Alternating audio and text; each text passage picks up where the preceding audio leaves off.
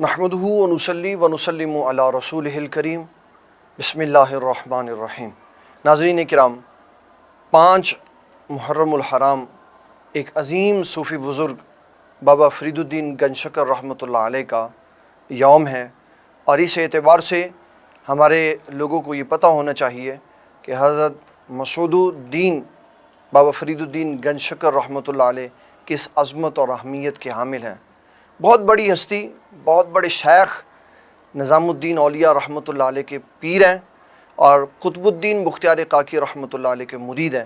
انہوں نے ساری زندگی اسلام اور دین کی سربلندی کے لیے نبی صلی اللہ تعالیٰ علیہ وسلم کی محبت اور اللہ تعالیٰ کی وحدانیت کا درس دیا، اور ان گنت لوگوں کو انہوں نے دارہ اسلام میں داخل کیا اور اپنے لیے آخرت کا خزانہ تیار کیا۔ بابا فرید الدین گنجشکر رحمۃ اللہ علیہ حسینی سید ہیں، حضرت امام حسین رضی اللہ تعالیٰ عنہ کی اولاد سے ہیں، اور آپ سبھی یہ جانتے ہیں سید بھی ہو، عالم بھی ہو، فقیہ بھی ہو، مدبر بھی ہو، اور اس کے ساتھ ساتھ ولی اللہ بھی ہو، پھر شیخ بھی ہو، اور پھر علوم و فنون کا ایک بہت بڑا جم غفیر اس کے سینے میں موجود ہو، تو ایسا انسان لوگوں کے لیے مرجع خلائق بن جاتا ہے۔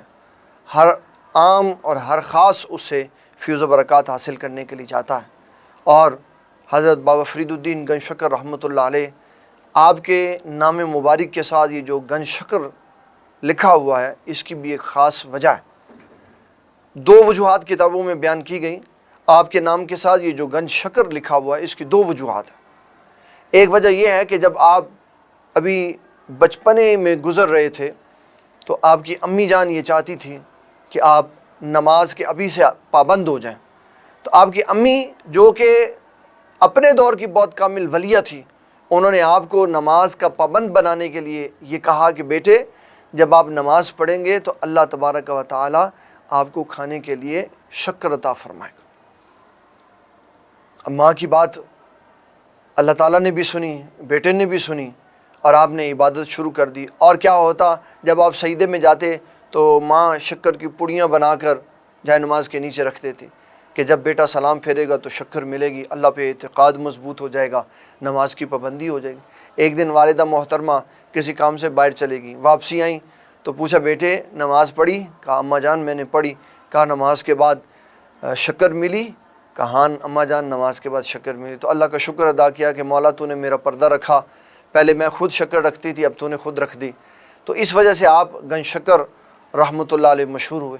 اور ایک گنجشکر ہونے کی وجہ ہے وہ یہ بھی کتابوں میں ملتی ہے کہ جب آپ مجاہدہ کے دور سے گزر رہے تھے تو شیخ نے فرمایا یہ جو سینہ ہے اس وقت علوم و معارف سے بھرتا ہے، جب اس کے اندر خوراک کم ہو، یہ خالی ہو، تو اللہ تعالیٰ اپنے انوار و تجلیات اس میں ڈالتا ہے۔ تو بابا فرید الدین گنجشکر رحمۃ اللہ علیہ 3 دن کھانا نہیں کھاتے تھے۔ ایک دن 3 دن کھانا نہیں کھایا تو ایک بندہ گزرتا ہوا کھانا دے گیا کہ آپ کھانا کھا لیں۔ کھانا کھایا تو قے آ گئی، تو شیخ نے نظر کرتے ہوئے فرمایا فرید الدین یہ قے اس لیے آئی کہ یہ کھانا اس نے حلال پیسے سے نہیں کمایا ہوا تھا، اور تو سب کچھ حلال کھاتا۔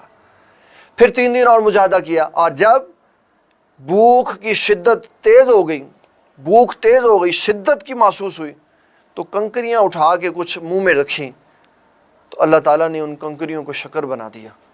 تو گنج شکر ہونے کی ایک دوسری وجہ یہ بھی آپ کی کتابوں میں بیان ہوتی ہے، لیکن زیادہ مضبوط، زیادہ مستحکم وہی ہے جو آپ کی اماں جان حضور رحمۃ اللہ علیہ کی طرف منسوب ہے۔